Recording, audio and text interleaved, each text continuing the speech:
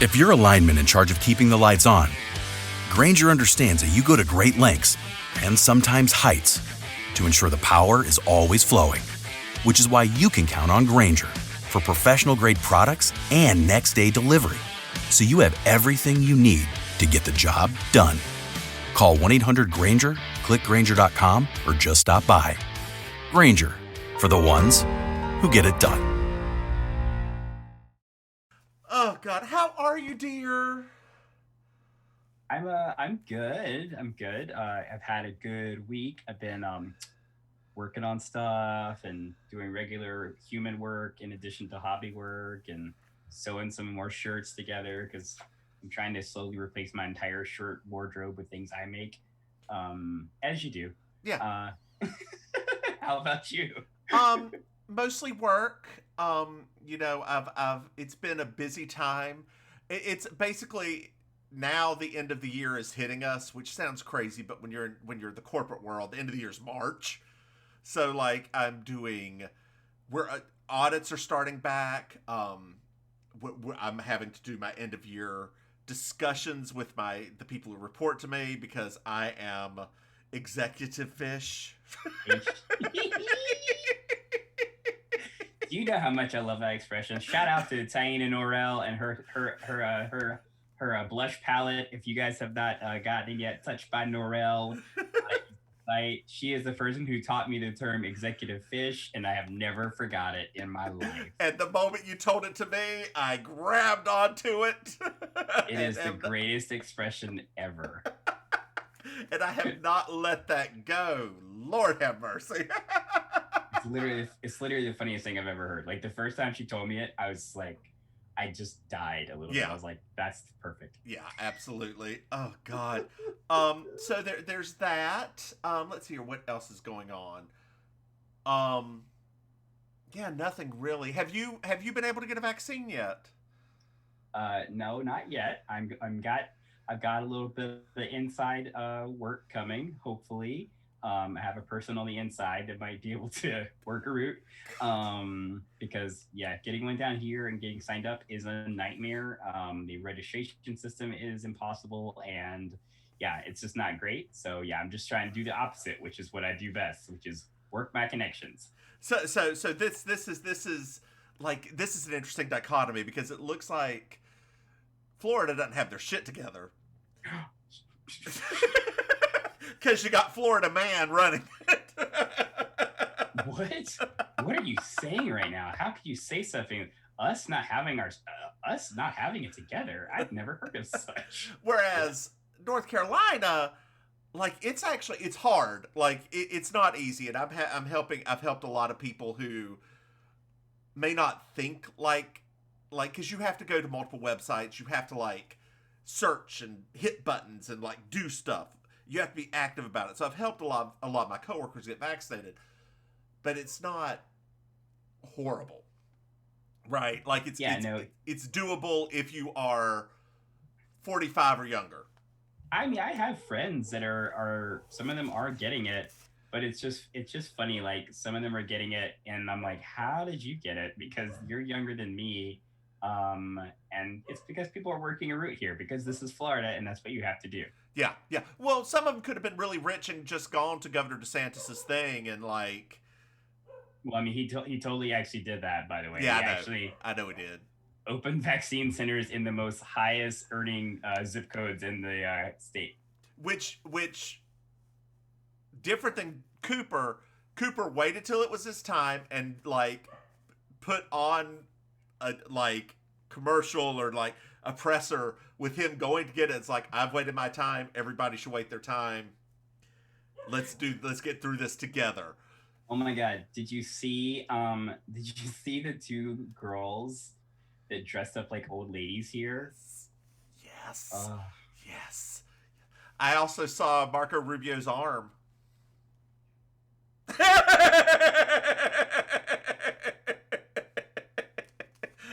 That is the Miami Heat machine, sound machine. Whatever. The Miami Heat machine. The Miami Heat machine. Hey, there we go. We have a new band name we can use somehow. It's you dress up in basketball uniforms, but it's a Gloria Estefan tribute band. Oh my gosh. Wait, hold on. Wait. I think we may actually be onto something right now. Turn the beat around. Love to hear percussion. Yeah, you're welcome. I think, yeah, that actually sounds like something that could be possible down here. My mama, my mama, my mama, my mama. Oh man, you've totally wrecked my brain now. Because that's the problem though when you tell someone like me who does improv. You say that to me, and now I'm like, wait a minute. I feel like we could actually do something with that. Well, get some people together who know how to sing. Yeah. Preferably that are actually Cuban. Yeah. I mean, or Haitian. What like? I mean, I don't really know anybody other than Cubans. What are you talking? There you go. And like, if one of them could be a drag queen, and like just get them together, or a bunch of lesbians. That's even better with the basketball uniform. Bunch of Cuban lesbians. Oh no. No. Tell me I'm wrong. I mean, I'm not gonna say you're wrong because I mean you're not wrong. But it's just the way you said it. I was kind of like, oh. I mean, I actually feel like my sister Carla Croqueta, she could easily front a Miami Heat Machine cover band because Carla can actually sing the house down. Yeah. And she is like the most glamorous bearded drag queen in all of Florida. So, when you said your sister, I was actually picturing your brother in a Gloria Estefan wig. I can see that. I can see that. I've seen him in worse wigs. That's what I'm saying. I've seen him in god awful wigs. So. Yeah. So before we get into this episode, I have one more thing I'd like to mention. Did you watch Drag Race UK already? I did. Are you happy with the final four? So I say this in the nicest way, right? Don't. It's been the final two now for like 3 episodes. We've known who's going to be in the top 2 for the last like at least half a season. And so I'm already like, if the person if Bimini wins, who's the person I would love to wins, then I'm going to feel like all is right with the world because very honestly, I feel about Bimini the same way like I felt about people like Jinx, the same way I felt about people like, those contestants that come along and it takes them like a minute to get started. Yep. But it's also like it takes them a minute to just continue to be themselves. Right. And be an elevated version of themselves. And I literally, as we watch Bimini be like, oh wait, I just need to be myself. And it's been amazing because Bimini's form of drag is very different than their last winner, right? Yeah. Very different. But it's also still so British that I was like, I think it was like I'm pretty sure it was after Snatch Game.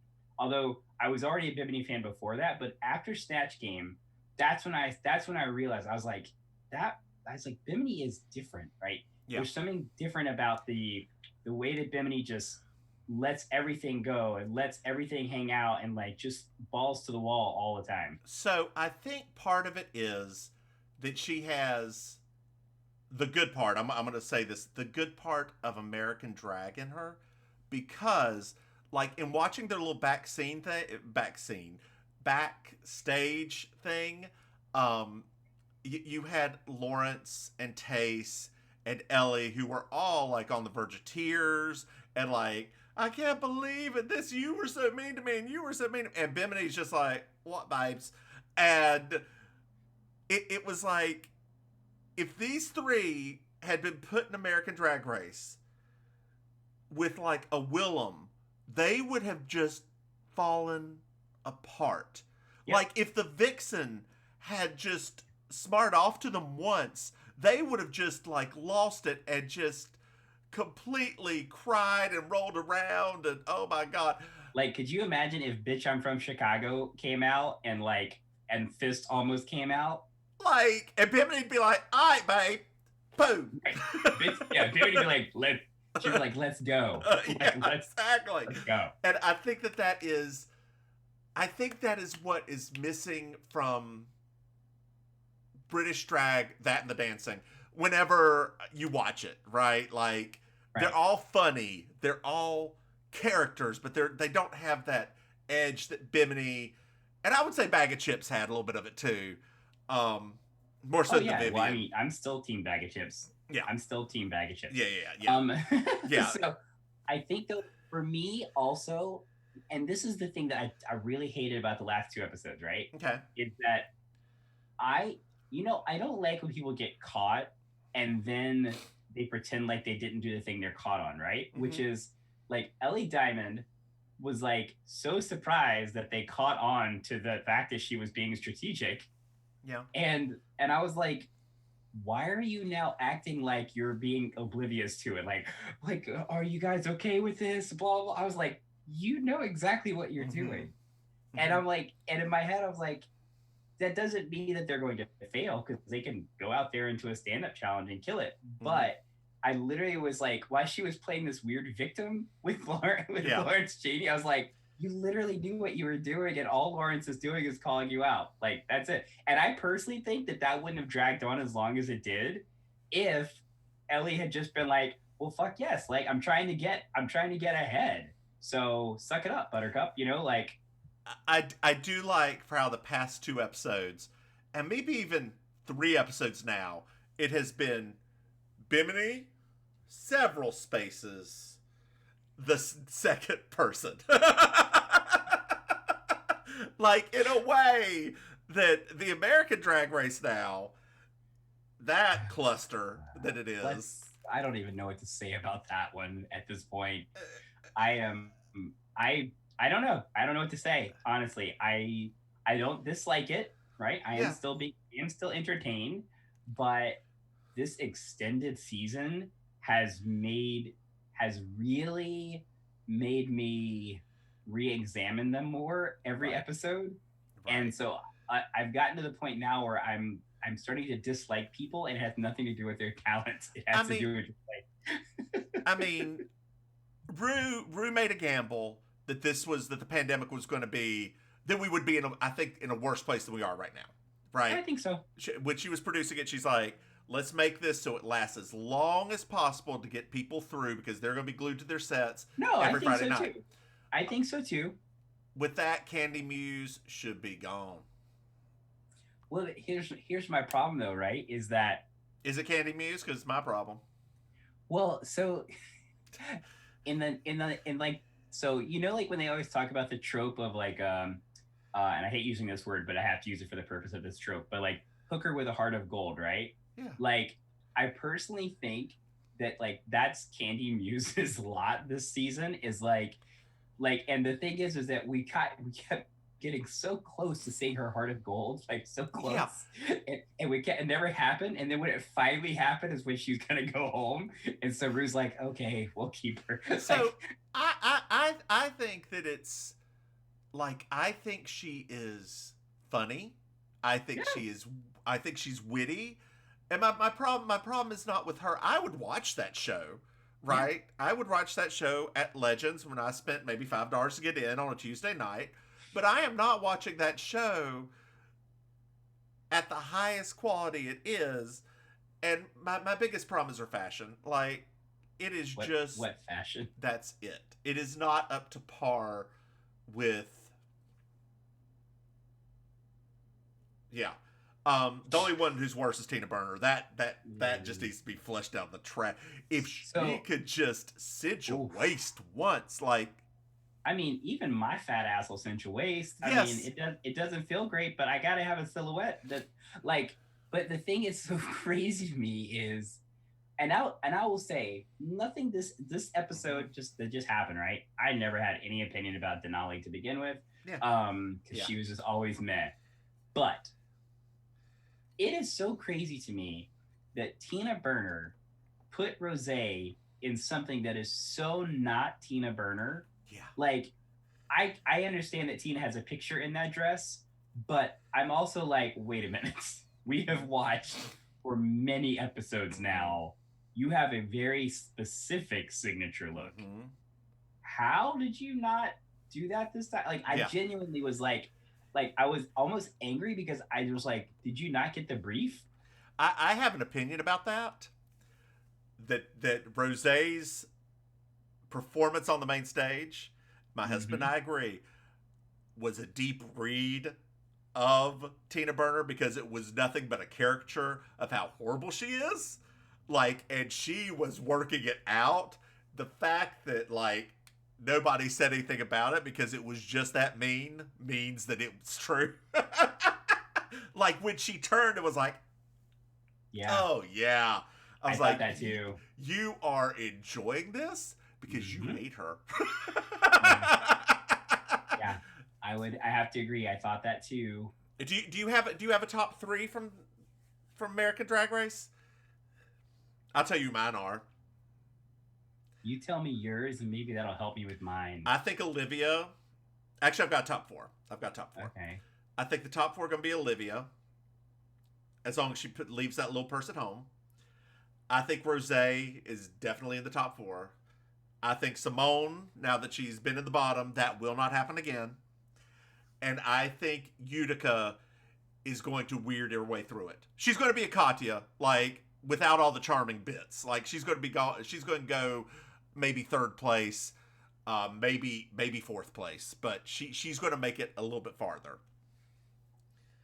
Okay, so if I had to, so I would say yours are similar to what I would say if I had an ideal top, right? So it would... I'm not saying that's my ideal top. Like, okay. I'm just saying those are the ones I think are going to be on top. I mean, I personally think, I don't know why, but for some reason I think Rosé is going to win this competition. I don't know why. I can see that. I just have this weird feeling. Was last year's Queen Black? Yeah. Then yeah. Yeah. Which, I mean, I hate to put it that way. Well, it doesn't always equal that, but I would say I love Simone, right? Especially this episode is what really, because I was starting to get a little bit like, yeah, I love her. I love her elevated urban fashion. I love it. I love it. But I was like, can you do something different, right? Like, just something. So when she came out and went full on Utica, I was like, okay, okay, good. I'm really glad to see that, like, there's a little bit of something there. So in like my perfect world, I would say like Rosé, Simone, and Utica would be like my 3, because I do like Rosé. I hope that she starts really like stop being so perfectionist. And I love Gottmik. I forgot about Gottmik. Yeah, I love Gottmik, and I feel like Gottmik might win this whole thing. I forgot about her. To be very honest, because I just like, and not just because like, oh, you know, she's the first, right? But honestly, it's because it's like they said, Gottmik brings it every time. Like, it's never, you know, you're never gonna see, at least based on the runway, you're never gonna see Gottmik in the bottom. Her runway makeup is getting old. Well, the white face thingy? The white face thing. Because, like, although she does show diversity in, like, the challenges, that she doesn't paint that way, like, because she painted herself as Paris Hilton. She painted herself. But the runway, eventually Michelle's going to get over it. And she's going to say, you need to make yourself pretty just once. I think so. And I think that's a fair challenge.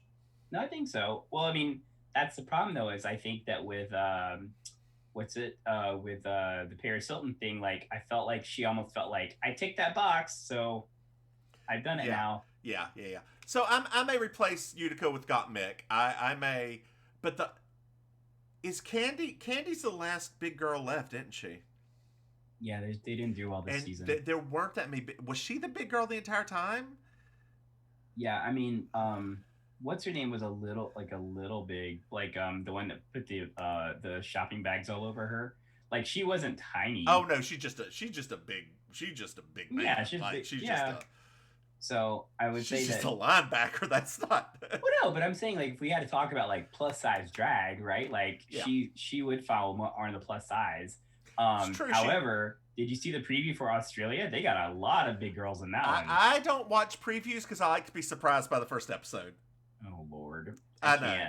I can't handle it. I've now started watching previews for the American one because there's like 30 queens, and I'm not going to remember their name until now.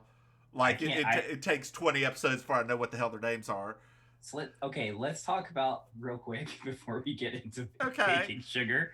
Let's talk about how difficult it is for my husband to keep straight all of these drag queens' names while 2 seasons are going on at the same time.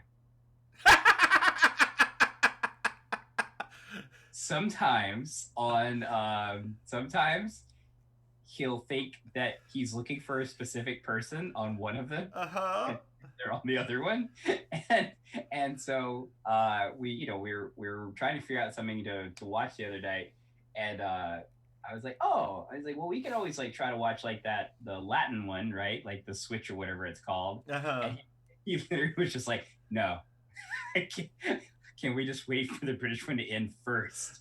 Because I can't keep track of everything. I can't do it. They're all starting to blend together into one giant drag queen. So there was not really on the American Drag Race this time a hot one, like a hot boy. I mean, a lot of people on the internet, a lot of people said that what's his name was the hot one.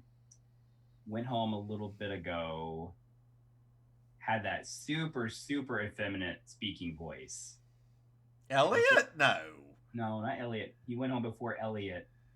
The one that Candy had the crush on. Oh yeah, the one who didn't wear wigs. Her. Yeah, so like a lot. Joey J. Yeah. So I remember specifically before the season even started that he was the thirst trap that everybody was sharing like his shirtless pictures because he has a nice body. Yeah. However, because our people can be so ridiculous and so gross, they were all talking about how amazing and hot and sexy, blah, blah, blah, blah, blah. It's a shame he sounds like that. I was literally reading that in people's commentaries. I was like, I wanted to like throw my phone. You know, instead of it's a shame he sounds like that, it's a shame he's not talented. Right? Like...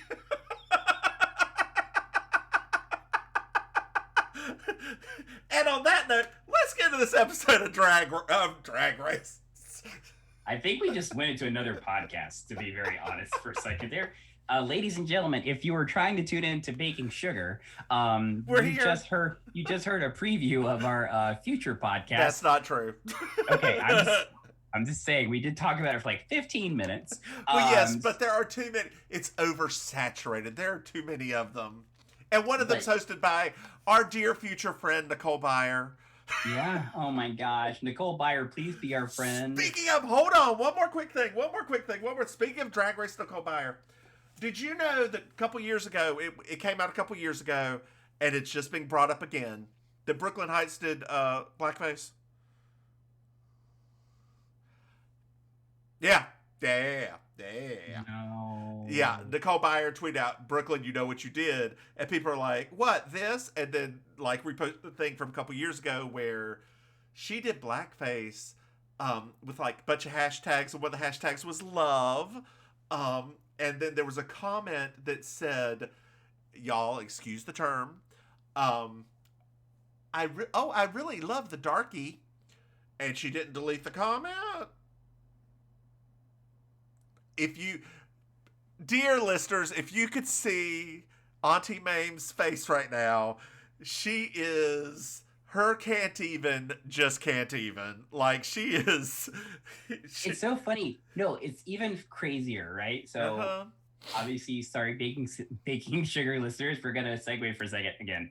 I was just having this discussion yesterday, not kidding, yesterday with my husband about how I, being basically like a half Canadian American because my father was Canadian, how I desperately wish that this nice, sweet, everything in Canada is so great, racism doesn't exist, blah, blah, blah. Like, I desperately wish that we could just take a sledgehammer to that because it is not true. They have a lot of issues with race. They have a lot of issues with their indigenous culture. They got a lot of issues. And it's just like, it's just so ridiculous to me that I mean, that what you just told me, it both shocked me, but also didn't shock me. Oh yeah. Because it's like, I already know that Brooklyn exists in a little sphere up there that wouldn't have even called that out. Right. I already know that because almost everybody that probably would have seen it probably doesn't even know that many black people. And also, she was also in the ballet scene in America, which I believe, unless I'm wrong, is also real racist. Super racist. Yeah. I mean, what was it? It was 2 years ago that they just started manufacturing toe shoes for actual women of color, so they didn't have to wear white shoes because they're supposed to blend in with their body color. 2 years ago. See, what they should have done it the other way and just made everybody wear yellow shoes. Like, just everybody wear the same horrible color. No, honey, you gotta wear, it's gotta be nude. And we all know that the word nude doesn't mean nude. So I said something very off color, which I'm going to blank out of this. So Ru's outfit on UK Drag Race, where she had the black thing here and then like the gold, and it looked like she just tacked some stuff onto a bathing suit. I looked at that. I was like, oh, I wonder if the dressmaker thought she was Simone's color, and that's supposed to be a nude illusion. It's speaking of nude illusion. What was that thing on the US version? That weird panel in the middle that was like, I literally was like, whoa, like that is not the right color for this like illusion you guys are trying to do. Like it actually did not look right. the here. Yeah. It makes Tace's boobs look even funnier. And on that note, how about we get into episode 8? I do, I don't. We also need to remember, we need to probably just bookmark a Drag Race podcast. Just bookmark it there for future. Clearly, we have opinions. So, not sure we're not sure what we're gonna call it yet, ladies and gentlemen, and everything in between. But pretty sure, based on this early conversation you just heard, there's probably a Drag Race podcast. Oh, good Lord! Fine. We can, but we'll have to get rid of machinations. I can only do one. Okay. Nobody's listening to that anyway. Nobody's listening to that. Our one listener is going to be like, dang it. We know who you are and we love you since high school. We love you, listener. We know that you're going to love our Drag Race podcast. But this podcast right here, Baking Sugar, has so many more listeners. We're up to like 6. So, you know. Oh, it's more than that. I know. We have had 200 listens. We reached 200 listens. At least 35 are me. At least 40 some are Auntie. No, they're not. I can't, TBH, I can't listen to this after it's been posted. I love you, but I don't love you that much. I love you too. Yeah, no, it's like those listeners are not us. I know.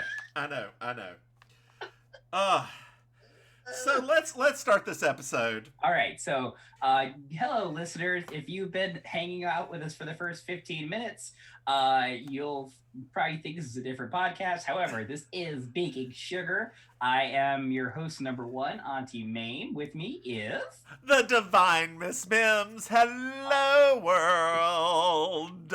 Hello, world. I'm Julia Sugarbakers. I'm Julia Sugarbakers. I'm Julia Sugarbakers. I'm Julia Sugarbakers. And that's Marjorie. Just so you will know, and your children will someday know, is the night the lights went out in Georgia. The lights went out, the lights went out, the lights went out, the lights went out. And that is the night the lights went out in Georgia. I'm sorry, I didn't know. Well, now you do. And today's episode of Designing Women comes from December 4th, 1986. It's called I Do, I Don't. And as we've been covering in the last couple of episodes, we're going to introduce another very important character to the series. But first, let's talk about Mary Jo's complaining about the upholsters. So we start off at Sugar Baker's, and Mary Jo is sitting there cutting up pictures from catalogs because the upholsters do not understand English. And, like, mild racism. Mild. Or xenophobia. They could be Russian or Polish. I think it's probably more xenophobia this time than racism. Right. I think that every time they ever talk about, because that's like the xenophobia that everybody accepts here in America, is that they don't speak English. Wait! I gotta tell you something. Reese just delivered Julia roses. Shut up! Oh my gosh! Oh yeah! Why are there roses? What's happening? I don't know, but apparently Julia comes downstairs and they're going to dinner tonight, and he's getting her a gift. It's yellow and can be put on one finger. Oh my gosh! You know what it is? It's their 6-month anniversary. It is. But do you know what she's going to get? Do you know what she's going to get? No. I think it could be, and Charlene agrees with me, an engagement ring. No. Yes. No. Yes. No, Yes. I side with Suzanne. That she probably shouldn't even think that it's going to be a ring because he's not going to ask. That's exactly right. Like, for once in this entire world, Suzanne has it, right? Like, Suzanne's right this time. Yeah, like, right? Like, spoiler alert, audience, spoiler alert. Yeah. Now, did you catch? Obviously, this was a very rapid fire couple of minutes on the show at the very beginning. They were kind of throwing jokes around willy nilly. Did you hear the Imelda Marcos joke? Yes.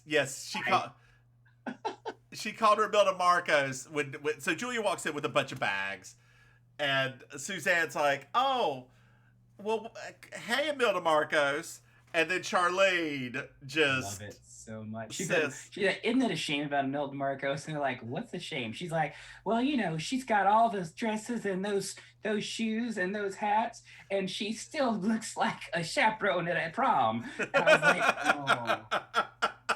Do you remember when we were obsessed with Imelda Marcos for a while? I know. Well, she's a very interesting dictator. No, she totally is. Yeah, I mean, like, she's a horrible person. Don't get me wrong. Like, horrible person. I'm sure there's some Filipinos who would disagree because they really liked what she did and what her husband did and all that somewhat, stuff. But there were also a lot of people who just disappeared. Like, and she's got shoes, all of the shoes. Oh my God, shoes.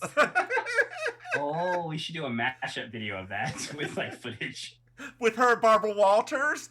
Yes. Just keep putting it in. So I would like to point out in this scene, because it is not my Miss Georgia World moment. However, I do want to give props to Suzanne in that gorgeous red blouse with the black. Oh my gosh, it was so cute. Yes. This is a good episode for fashion, TBH. Yes.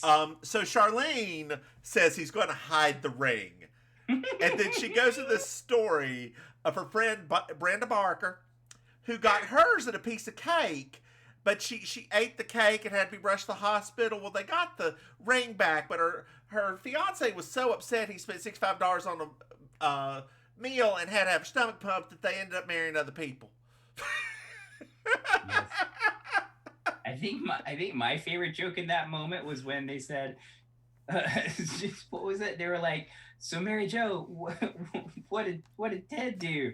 And she's like, I didn't get a ring. I got a gift certificate. And I was like, oh man, I had like two thoughts. I was like, oh, that's awful. And then also, and you still married him. Yep. Right? Yep. Man, alive. Oh. Oy. But now I have to say, this is I think this episode it's actually one of my favorites so far, because in the next scene, getting to see Julia and all this physical comedy was just golden. So we go to the restaurant and we meet Reese, who was played by Hal effing Holbrook. Hal Holbrook, ladies and gentlemen, and everything in between. If you don't know who Hal Holbrook is, he is an American acting icon. He passed away not too long ago. He was an American. That's right. He was an American acting icon of both stage, screen, television, the whole thing. He had a one-man show where he was Mark Twain for years. Like, the man played Mark Twain for years, and he was Dixie Carter's real life husband. Real life love affair we have here. Yes, and I believe they met on the set. Yeah, like he after this he moved on to Evening Shade, which if y'all didn't watch, we will not be reviewing that show because it is real white and real boring. I was like, at first I was kind of like, I got my hopes up for a second there. I was like, because you know how I am about Burt Reynolds, and and I was just like, oh, are we gonna do Evening Shade too? Oh no, we'll do the John Larroquette show before we do that. Ooh. Or Empty Nest. Oh God! Although a Night Court one. Don't play with me like that. Oh, I'm not. Don't play. I'm dead serious. Well, we got about 4 years of this to get through at the rate we're going, so we'll have to see where we're at after that. Don't play with me about Night Court, because that is like Night Court, Designing Women and Golden Girls. That's like it for me when it comes to it. So, Reese has something to tell her. Her hair looks bad. Her face is real angular. That was so crazy to me. It's funny because I guess I didn't remember this episode so much, but like I really didn't understand, and I guess it's because of course they would have cast him to be like a male Julia, and but it was funny because everything that he did immediately turned Julia into Suzanne. Yeah, it's true. It's absolutely true. And, like, Julia's like, I am sorry that I wore my hair up and for all the people I may have offended by my angular face. So then she starts looking through stuff for a ring. Like, she gets a rose and starts pulling apart a rose. When she hit that rose on the counter, I about died. And, like, she's looking through the bread, the butter, the gravy, the champagne bucket. Like, Dixie Carter is going all out, and I am loving every minute of it.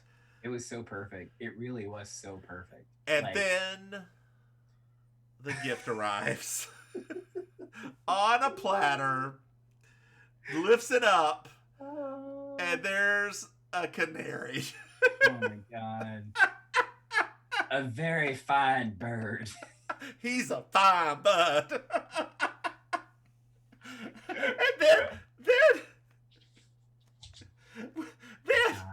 then Hal and her have a little going back and forth.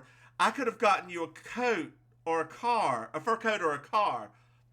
But what would be the point if you could get me a bird like this?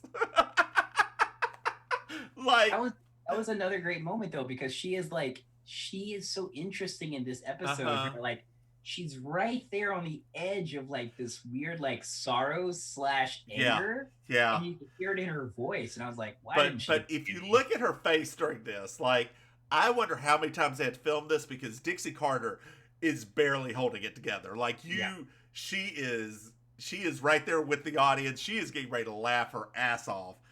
I mean, it's beautiful. It really is. And oh no, Reese realizes that she was expecting a ring. Why would he expect? I mean, just being a man, period. And it's a anniversary dinner of some kind. Mm-hmm. Why wouldn't that have ever crossed his mind up until that moment? I mean, I will give him the benefit of the doubt, because he's older. They're both older. They're both widowers. They both lost their partner relatively recently, right?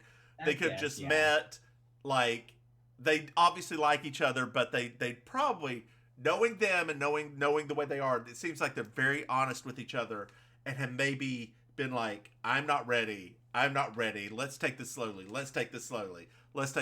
So he was, that's where I got it.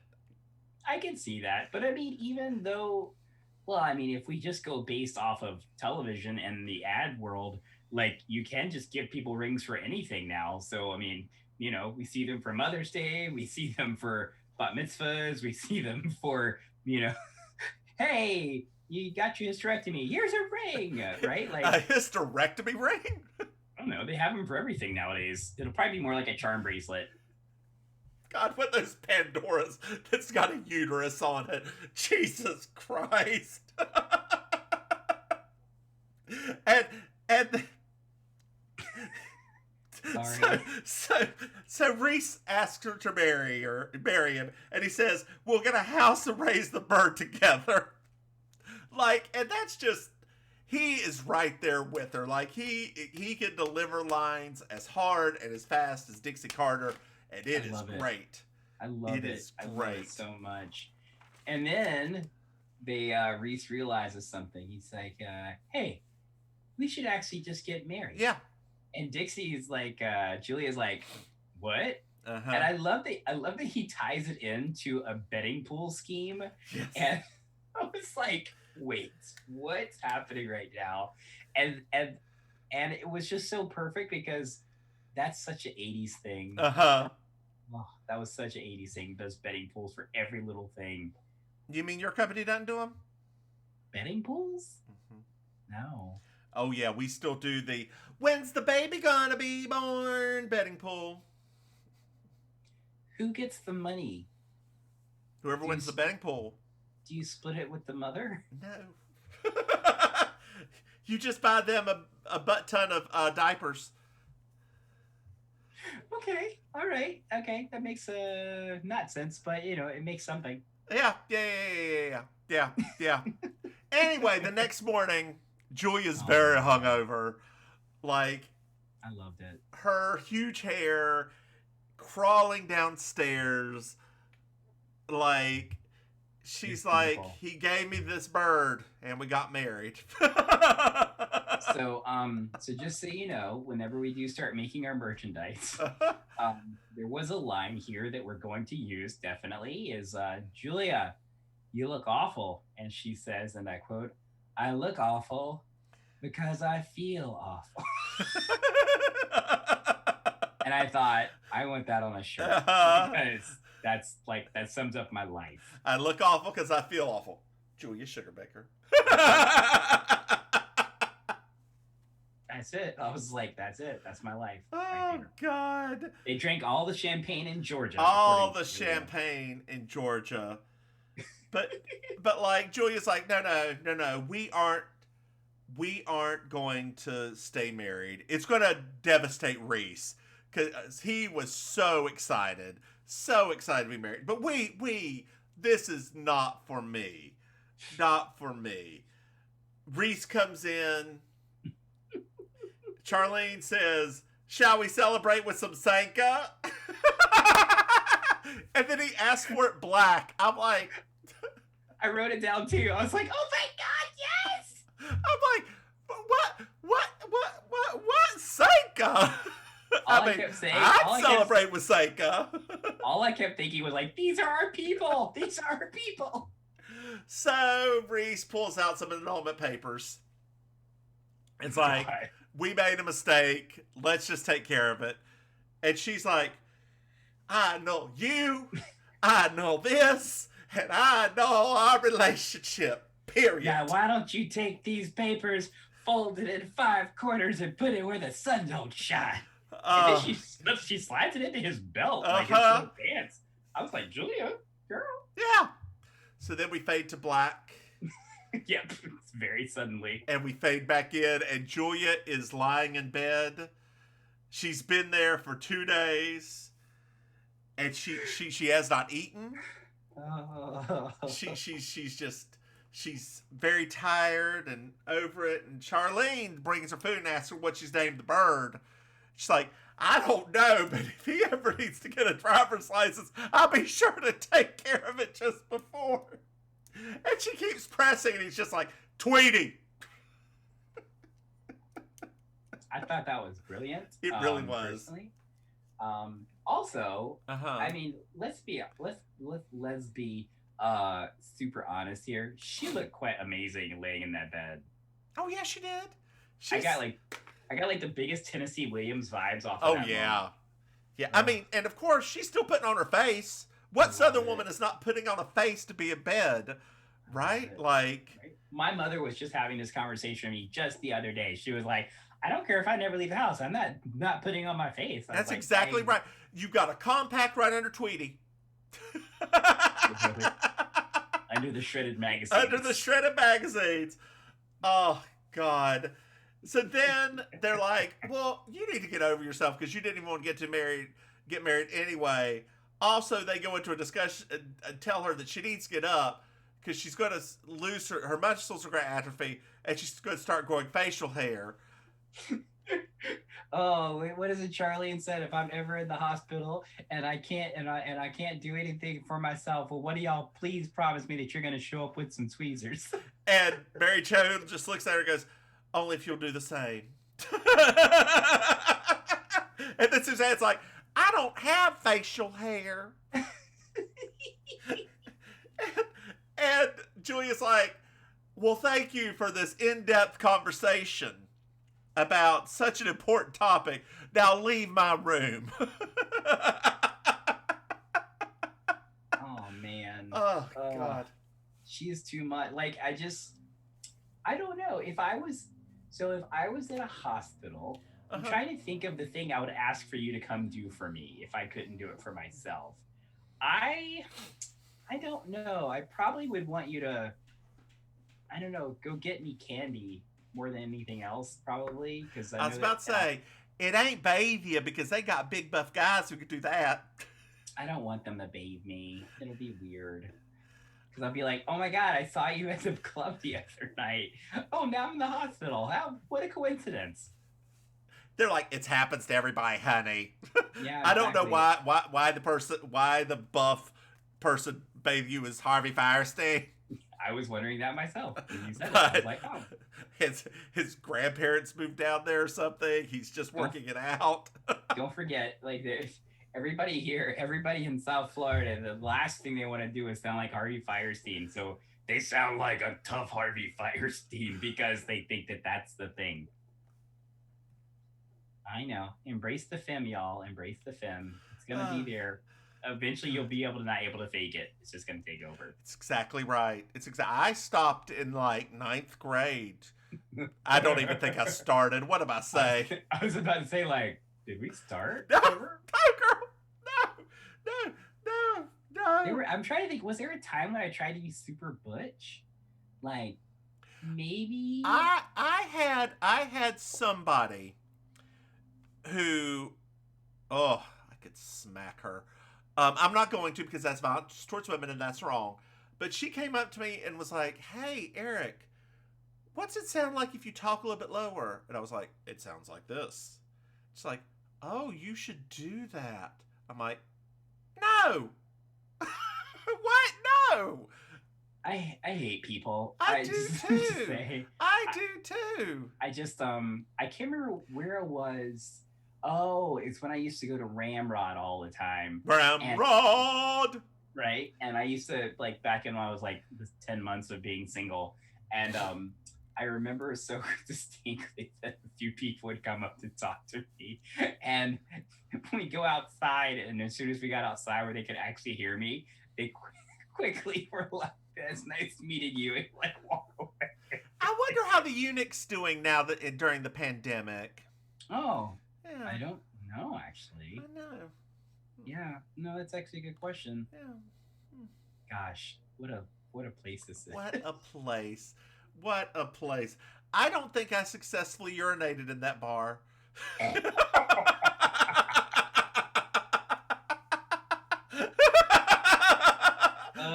because I'm a little pee shy to begin with, and like it is not for the pee shy. No, I actually had a friend that tried to pee there, and someone like reached out their hand and just put their hand in the middle of the stream just so they could like smell it or something like that. I was just like, I'm sorry, what? Not that there's anything wrong with that. No, there's nothing wrong with it. It's just, being pee shy, it's actually warranted there because you just never know what's going to happen. Exactly. But I was also very drunk, so I had to have peed there. Like I was. Oh. Anyway. So I have to say, right? Like when good, thank you. Back to the episode. So before we get to like the climax, right? Oh God. Shut up. Before we get to the climax of like the situation, I have to admit there was something that happened before she kicked them out of the thing, right? Okay. Before she kicked them out, one thing did happen that was pretty substantial, which is Julia Sugarbaker admitted to being selfish, small-minded, and that she had to always get her way. Yep. And she attributed it to her family chromosomal defect that affects all the women in the Sugarbaker side of the family. When she said that, I was like, you might never get this moment again, that she actually admits to this for just this one moment. So I was like, let me make sure I write this down because I need the audience to know that she recognizes that she's just as bad as Suzanne. So Reese is there with the minister. Minister Reverend Gilbert, which I thought was really great because obviously, Yeah. Oh, and Suzanne recognized him. Like they're like, you look really familiar. Wonder how that joke's going to play out. Right. So Julia comes downstairs, looks a complete mess. Like her hair is huge. It was drag queen hair. It was drag queen hair. Like I shouldn't say a complete mess. She looked great. It wasn't a mess at all. It wasn't a mess at all. And Suzanne sent Reese a telegram. Yes. Like that's what you do in 1986. No, it's not. You call them, like send them a telegram. That's like going to a Western Union, spend a couple of dollars where they type it out for you, mail it to them. Like a telegram. I mean, maybe because unless it's like Clue. I am your singing telegram. Boom. Maybe they said telegram just because Reese is so old. Okay. Like maybe they made it because like Reese is kind of older, so maybe they just thought like, well, that'll sound more romantic, right? Because you can't be like, well, I called him on the phone. Well, he called me on the phone. It's like if you say telegram, the audience would be like, oh, that's actually really sweet. They thought they got telegrams. They got Morse code. Could you imagine Suzanne with those acrylics trying to do Morse code? I know, right? That would be amazing. Were there acrylic nails back then, or those are actual nails? I think they still had press-on nails back then, so I don't know. Oh yeah, they're probably some press-ons. Yeah, Lee press-on. Was it Lee press-on? Yeah. Remember the Lee press-on? I do remember the Lee press-on nails. I wanted them so bad. Can you wear press-on nails? Are you good at wearing nails? I am good at wearing them. The problem with nails right now, because of the pandemic, is that when we do live shows, besides that, is that part of what we do at the theater to keep everybody safe is everybody has a mic condom, right? Okay. So if you go up there, you have to put the condom on. That's not easy to do with those kinds of nails. Yeah, exactly. And so I find that I can do them on and I can put them on and everything at like the last, like just before I go perform. But if I'm hosting, especially because I have to take it on and put it back off again, it's not as easy. So I usually will just like put some nails on a glove. Yeah. Right? Like glue it to a glove. So it's just easier. I never liked wearing nails. They make me feel uncomfortable. They make me feel like I can't like grab things. So I love it. They're like, I just love it. They always fly off too. Like I'll be doing something and pew, and I'm like, damn it, that's like $5 because now I don't have a complete set anymore. But that's why you super glue them to a set of gloves, right? Like, well, yeah, honestly, it's cheating, but at the same time, it's like nobody cares.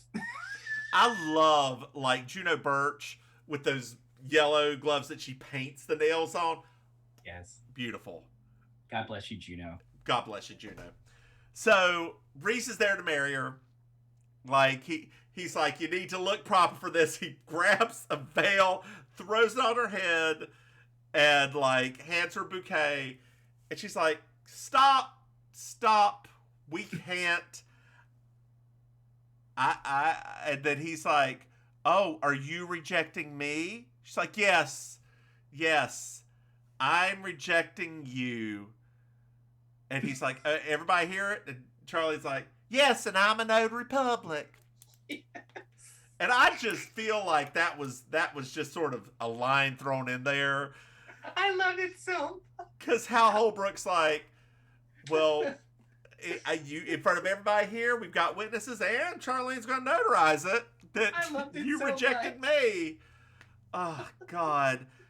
And as he turns away to leave, Julia says, next time you bring a fake minister, make sure it's not the parking attendant at the country club. Oh, man. Oh, remember country club life back then? Yes, yes. Oh, you know, I never actually went to a country club until in high school. I mean, I went to the country club neighborhood before. Yeah, like, yeah. But not the actual country club. No, it wasn't until we had that. Was it the Valentine's dance there or something? No, it was Halloween. It was the one where you had to dress up. Oh. Yeah. Yeah. I because, you know, my family never put on airs. And yes, I came from a little bit of a privileged life. I'm not going to lie. We had a pool, so I didn't need to go to a country club. We did. Oh, privileged white person. What? But you did good, girl. You had You had your bestie that came from the hood. And oh yes, from the wrong side of the tracks. Technically, I was still on the right side of the tracks. You were on the right side of the tracks. Because like it's kind of complicated where our tracks are there. Like there is a wrong like side. This, like Gardner Bagnall. You weren't quite Gardner Bagnall. Girl. If you want to read something racist, who doesn't? They're putting a park in on one of the wet parks off of Shelton Avenue in Statesville. Oh no! And they're like, "Why you gonna do that? Nothing but crackheads over there. Why you gonna do that? It's just gonna be full of litter. Why you gonna do that? It's gonna be nothing but crime." All I'm hearing is, "Why you gonna do that? It's gonna be full of black people."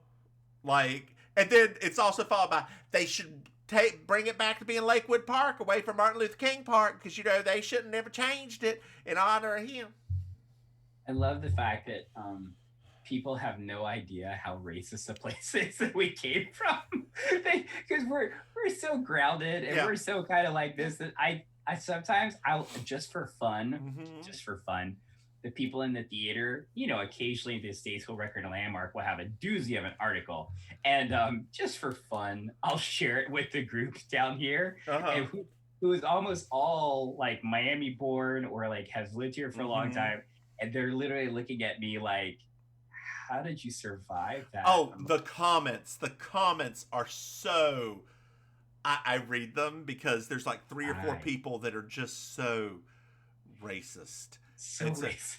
And there's one now that God is his vaccine, and he says it every time. I'm like, no, viruses don't choose when you die. God does, and God is my vaccine. I'm like, but if God, hold on, your theory falls apart, because if God created all in your mind, God created this vaccine, or God created this virus to infect people. So he created the virus so it could kill you, but also he gave us the vaccine, which can save your life. So in theory, he wants you to take the vaccine. Your argument's null and void. Let's move on with our lives. I do wonder, right? Like when people have that sort of mentality and mindset, it does make me wonder sometimes, like, if you do get the virus, are you now in that mindset where like, well, guess it's my time, I'll just go ahead and make peace with it? Is that what you do? No, actually, you're probably going to go to the hospital where they're going to do things that are the same thing as getting the vaccine. So I know somebody, not directly, but I know somebody whose relative is a denier. Not denier, but that it wasn't going to be as serious as thought. Got it pretty bad. Jesus brought her through, not the hospital. Jesus brought her through.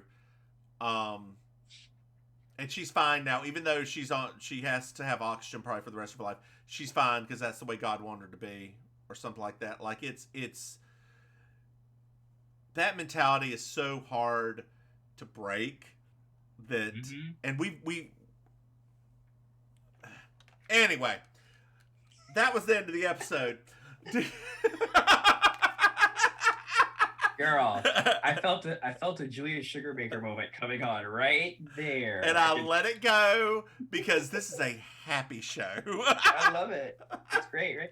I mean, think about it, right? You have two middle-aged drag queens sitting in our places of drag and being joyful with each other over our long friendship. Yep. It's no time for us to pull Julia Sugarbakers until it is. It's exactly right. We haven't reached that stage yet. Let's get everybody to 60% vaccinated, and then I will let them have it. So, did you like this episode? This has been one of my favorites so far.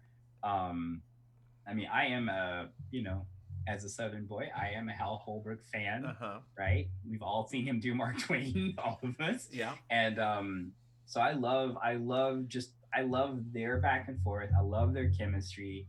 I forgot how much I liked it until I saw it again because it's been so long since I've seen any of their episodes together. I just loved it. It was good. I completely agree. This has been one of my favorite episodes. My husband loved it. He said this is the best episode they've had so far. Which is interesting. I had forgotten about this episode. We passed by two of the most iconic episodes, Design House and the Miss Georgia World, which is what we're going to go to next. But this is probably comedy wise the funniest episode. Like Dixie Carter does some heavy lifting. Hal Holbrook is a perfect straight man. And there's it was one of the first that focused on one person, one small thing, and not try to get all of the other stories in there that get convoluted. Yep. Like it is a comedy of errors that just sort of worked, right? Yeah, it's totally like a romantic farce. Right. And you had somebody like one of the main characters disagreed. Like last time we were talking about how the main characters don't disagree with each other. Suzanne's like, no, he's obviously not going to ask her to. He's not ready. Like it's no. What's funny to me too is that of anybody that Julia should have listened to, it should have been Suzanne because no one has the experience of that woman. That's exactly right. She knows when a man is ready. Exactly right. So next question for you. Do you have a Miss Georgia World? Oh, yes, honey, yes. Who is it? Julia Sugarbaker coming down at the last moment in that red Scarlett O'Hara inspired negligee with her hair up in that Lady Bunny style. I lived for that. So mine is Hal Holbrook at the restaurant. That man looks good in a tux. He did. Like he's an older gentleman in a tux. He looked dignified, and it was a classic black and white tux. Like it just looked great. Like good job. Yeah. Yeah. For 6 months too, 6-month anniversary. That is not what I look like. Hell no! I don't even remember. I don't think we celebrated it. I think that's what privileged white people do. I mean, as a privileged white person, I'm trying to think if I did.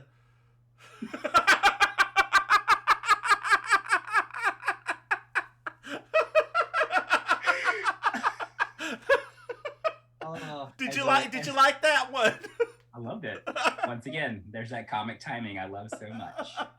Oh God! So next week we have season 1, episode 9, the IT Man. Yes. I assume it's the IT Man, not the It Man, because IT's capitalized. Yeah. Speaking of the IT crowd, actually, or whatever that, Richard Iowade Yes. has a TV show that I think you should watch. It's called Travel Man. Okay. It's on Journey, which is on Roku. It is a channel JOURNY without the E. Okay. It is not a pay network, so it's got a couple of simple little ads. Basically, he goes on 3-day weekend trips to random places you can get to easily, with another British star. Okay. It is, the first season's a little rough. The second season, Cool. like the first episode of the second season's him with oh my God, his Irish co-star. What's his name? Oh, I can't remember his name, but I know you're talking about. Yeah, the hot one. Hot. Chris O'Dowd. Yeah. Yeah. I Hot. had such a crush on him. Hot. Not Colin Farrell hot. That's No. a. But this is like he's like our kind of hot. Yeah. I mean, Colin Farrell's my kind of hot too. I just like men. No, yeah, but I know you love men. I also love men. However, we do have there is a very specific kind of hot Yeah. that gay nerds Yeah. kind of drift towards. So he definitely falls into that. You know who does not do it for me? That I am surprised does not do it for me? I'm guessing you're gonna say Henry Cavill. Well, that's somebody else. Idris Elba just doesn't. I don't know why. You know what so I'll say this, right? This is Idris Elba.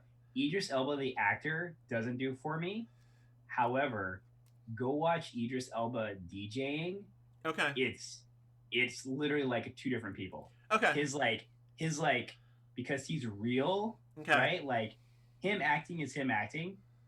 When he's DJing and he's laughing and having a good time and doing the things he's doing, I literally was because I didn't like him. I was never really that drawn to him, but when I watched him DJ, because he's actually become a very prominent DJ. Okay. But when I saw him DJ the first time, at a live thingy, I was just oh, this is the real Idris Elba. This is the dude right here that is I can tell I would like to hang out with this guy, because he just came across as being so cool and so nice and warm.